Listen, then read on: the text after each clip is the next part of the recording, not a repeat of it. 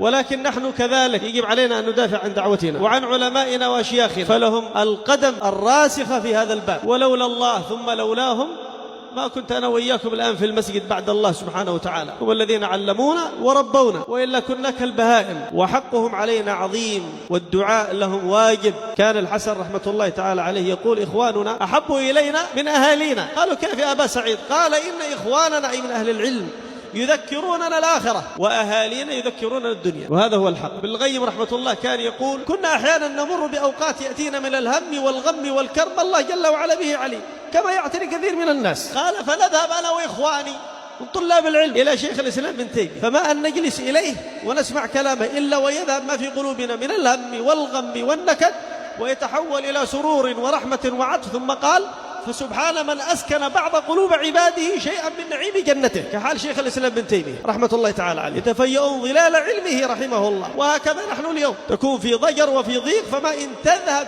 إلى الدعوة محاضرة مجلس علمي هنا أو هناك إلا وتعود إلى بيتك مسرورا. ورحم الله شيخنا الشيخ مقبل لما كان يقول: زيارات أهل السنة تعتبر علاج لكثير من الأمراض. ووالله لقد صدق، زيارات أهل السنة تعتبر علاج لكثير من الأمراض، مرض الوسوسة، مرض الشهوة، مرض الضيق، مرض الضبح، تلقى إخوانك فتفرح تهنأ وترتاح. يا مرحبا يا مرحبا، كان يقولها النبي صلى الله عليه وسلم لما يرى أفواج الناس بهذا الخير.